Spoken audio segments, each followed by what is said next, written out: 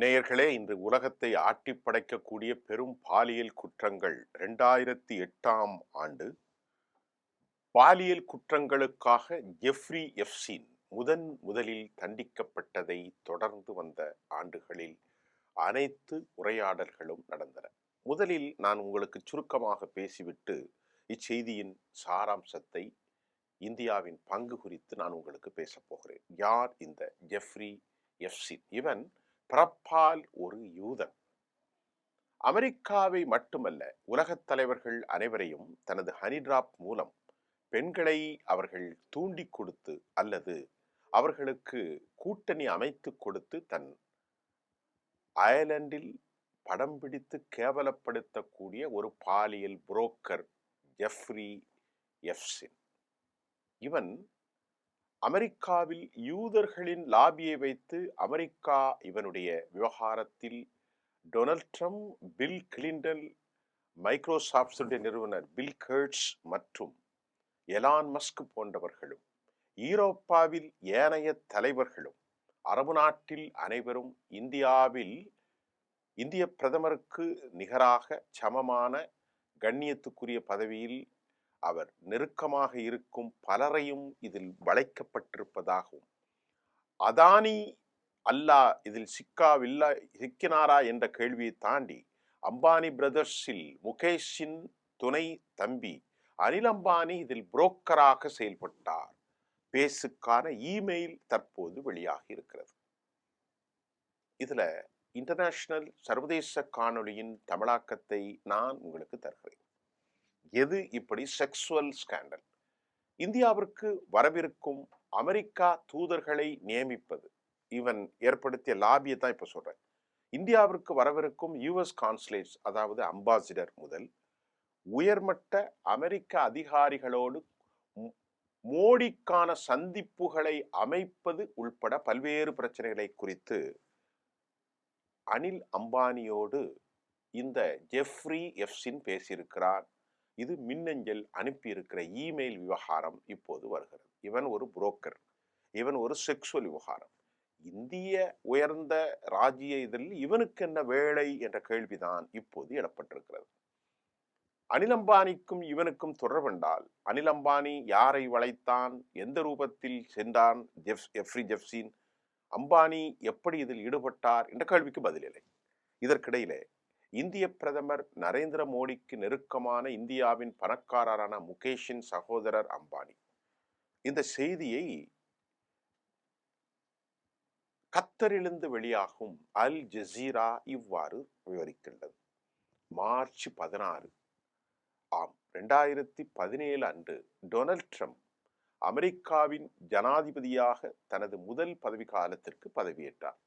2 மாதங்களுக்கு பிறகு அனில் அம்பானி ஜெஃப்ரி எப்ஸ்டீனுக்கு ஒரு செய்தியை அனுப்புறார். யாரு? அம்பானி. அந்த செய்தியில என்ன சொல்றாருன்னா, இமெயில் நம்மள்ட்ட இப்ப இருக்கு. ஜெரட் குஷ்னர் மற்றும் ஸ்டீவ் பேனன் உள்ளிட்ட ட்ரம்பின் வட்டாரத்தில் உள்ள மூத்த நபர்களோடு தொடர்பு கொள்ள தலைமை தனது உதவியை கோருகிறது என்றும் அனில் அம்பானி ஒரு மெசேஜ போடுறார். யாருக்கு? இவருக்கு, நம்முடைய அந்த செக்ஸ் புரோக்கர் ஜெஃப்ரிக்கு அனுப்புகிறது. நியூயார்க்கில் இதற்கிடையிலே அம்பானியை அவன் சந்திக்கின்றான். அந்த நாளுக்கான அந்த இமெயில்ல அவரது காலண்டரில் வேற எந்த திட்டமும் இல்லை. அம்பானி நியூயார்க்கு சென்று ஜெஃப்ரி எப்ஸ்டீனை மட்டும் சந்திக்கின்றார் என்ற தகவலும் நமக்கு வந்திருக்கிறது. அம்பானியுடனான சந்திப்புக்கு பிறகு ஜெஃப்ரி எப்ஸ்டீன் பன்னானுக்கு எழுதிய மிக சுவாரஸ்யமான ஒரு கடிதத்தில் மோடியுடனான சந்திப்பு, அதாவது மோடி முதலாவதாக பிரதமராக வந்த நேரத்திலும் 2019 நாடாளுமன்ற தேர்தலில் அதற்கு பிறகு அவர் பெரும்பான்மையோடு வெற்றி பெற்ற நிலையில் இந்த சந்திப்புகளுக்கு அம்பானி ஏற்பாடு செய்தார். பின்னர் ஜெஃப்ரி எப்ஸ்டீன் அம்பானிக்கு செய்தி அனுப்பியிருக்கிறார். அதுல திரு நரேந்திர மோடி ஸ்டீவ் பன்னானை சந்திப்பதை தான் ரசிக்கலாம், விரும்புவதாக நான் நினைக்கிறேன். நீங்கள் அனைவரும் சீனாவினுடைய பிரச்சனை பற்றி பகிர்ந்து கொள்கிறீர்கள். என he wrote the letter to Ambani, நிச்சயமாக இது நடக்கும் என இந்த பாலியல் புரோக்கர் ஜெஃப்ரி எப்ஸ்டீன் லெட்டர் எழுதியிருக்கிறான். இந்த ஜெஃப்ரி எப்ஸ்டீன் மீண்டும் பன்னானுக்கு கடிதம் எழுதினார். இந்த பன்னான் வேறு யாரும் இல்லை, அமெரிக்காவுடைய ட்ரம்புடைய நிர்வாகத்தின் முதன்மை செக்ரட்டரி, முதன்மை பொறுப்பு பியூரோக்ராட்ஸ் என்றும், தற்போது மோடி கப்பலில் இருக்கிறார் என்கின்ற செய்தியையும் அங்கிருந்து இவன் கடத்தியிருக்கிறான். இந்திய அரசின் சார்பாக இது போன்ற முடிவுகள் ஒப்புதல் அளிக்க அம்பானிக்கு என்ன அதிகாரம் இருக்கிறது என்பது இப்பொழுது குழப்பம். இந்த செய்தியையும் அல் ஜசீரா வெளியிடுகிறது.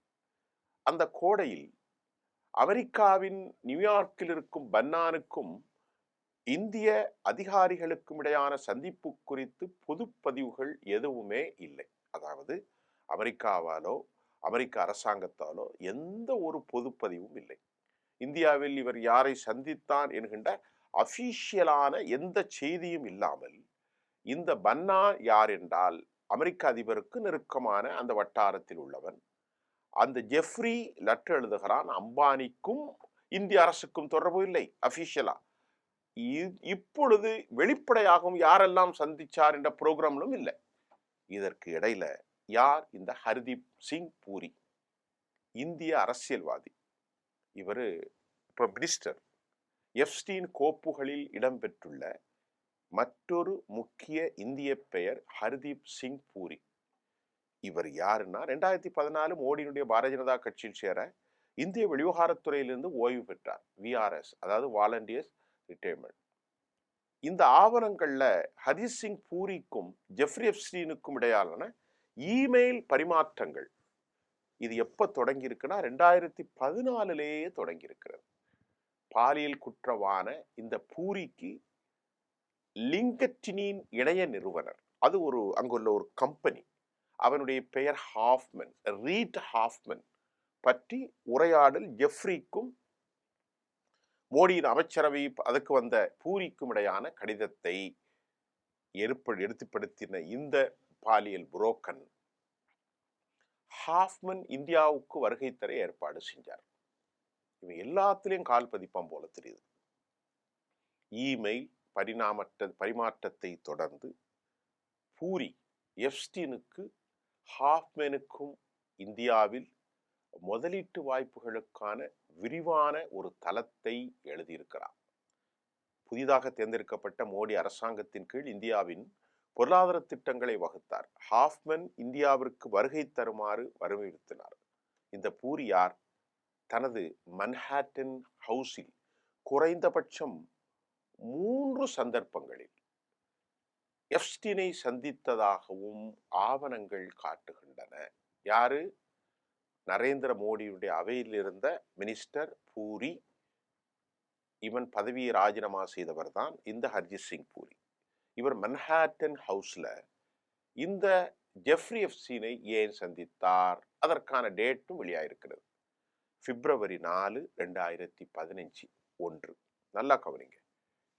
அதே போன்று ஜனவரி 6, 2016, மே 19, 2017 ஜெஃப்ரி எப்ஸ்டீனுடனான தனது வருகைகள் மற்றும் தொடர்புகளின் கண்டிப்பாக இந்திய வணிகத்தோடு தொடர்புடையவை என்றும் ஹர்தீப் சிங் பூரி அவர் அந்த ஞாயிற்றுக்கிழமை அந்த நேரத்தில் இந்திய ஊடகங்களிடத்தில் பதிவு செய்கிறார். 2014 டிசம்பரில் ஹர்தீப் சிங் பூரி மறுபடியும் எப்ஸ்டீனுக்கு ஒரு கடிதம் எழுதுகிறார். எப்ஸ்டீனுடனான தனது வருகைகள் மற்றும் தொடர்புகள் கண்டிப்பாக இந்திய வணிகத்துடன் தொடர்புடையவை என்றும், அவர் ஏற்கனவே இந்தியாவுடைய மீடியாவில் பேசுறாரு ஒரு அமைச்சராக. டிசம்பர் 2014 இல்ல மோடி முதலாவது ஆட்சியில் வந்த ஒரு 6 மாசத்துல இந்த கூத்தெல்லாம் நடக்கப்பா. இந்த ஹர்தீப் சிங் பூரி மீண்டும் எப்ஸ்டீனுக்கு கடிதம், அதாவது மின்னஞ்சல் தான், இமெயில், அது ஆதாரம் தான் இப்போ அவன்கிட்ட இருக்கிற 3 மில்லியன்ல சிக்கி இருக்கு. சொல்லிட்டு இவன் எழுதுறாரு, ரொம்ப கவனமான பதிவு, இதை கவனிங்கோ. இந்த தீவுல தான் செக்ஸுவல் விவகாரம் நடந்தது. எல்லாரையும் கூப்பிட்டு 14 வயது பெண் பிள்ளைகள் எல்லாவற்றையும் பாலியல் சேட்டைகளுக்கு அனுப்பினான் என்பதுதான் அவனுடைய மீது குற்றச்சாட்டு, ஜெஃப்ரி மீது. அவருக்கு இந்திய அமைச்சரவையில் இருந்த ஹர்ஜித் சிங் பூரி ஒரு கடிதத்தை இமெயில் மூலம் எழுதுகிறார். எப்போ? 2014 டிசம்பர் மாதம் இந்த மின்னஞ்சல் பதிவு செய்யப்பட்டிருக்கிறது.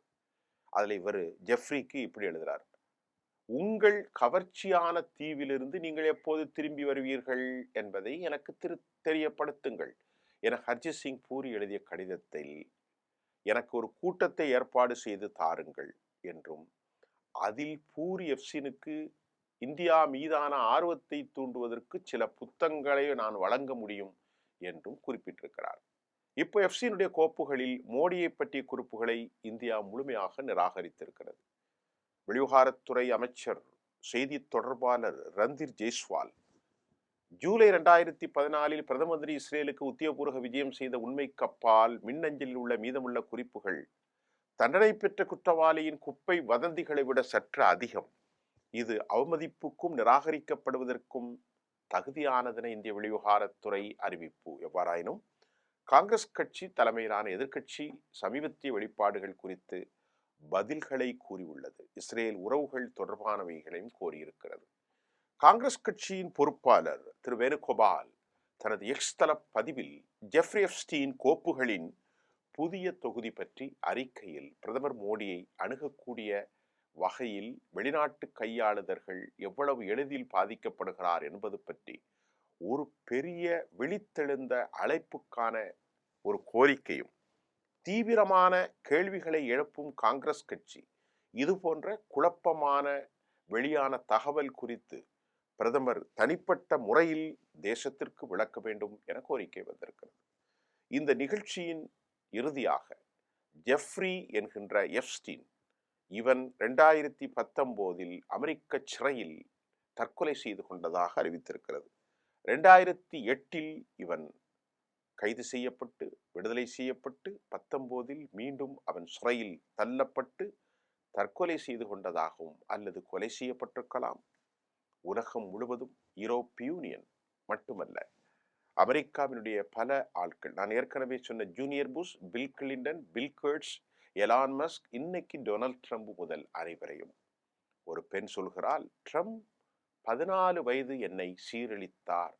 இப்போது அந்த பெண் 19 வயது 30 வயதில் அமெரிக்க மெஜிஸ்ட்ரேட் கோர்ட்டில் அவர் அமர்ந்திருக்கிறார் என்ற செய்தி கேவலத்தையும் உச்சபட்சத்தையும் ஏற்படுத்தியிருக்கிறது. இவருடைய இமெயில ஹர்ஜித் சிங் பூரி பிரைம் மினிஸ்டருடைய அமைச்சரவையில் இருப்பவருக்கு இந்த பாலியல் குற்றவாளிக்கும் என்ன தொடர்பு?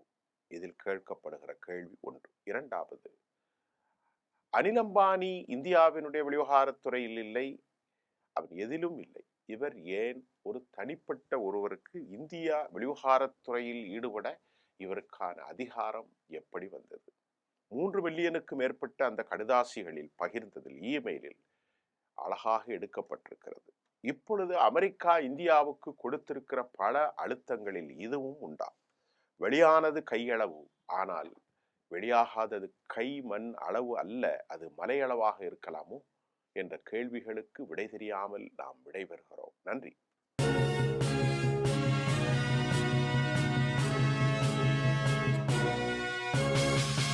உடனுக்குடன் அப்டேட் தெரிந்து கொள்ள ஜெம் டிவி தமிழ் ஆப்பை இன்ஸ்டால் செய்யவும்.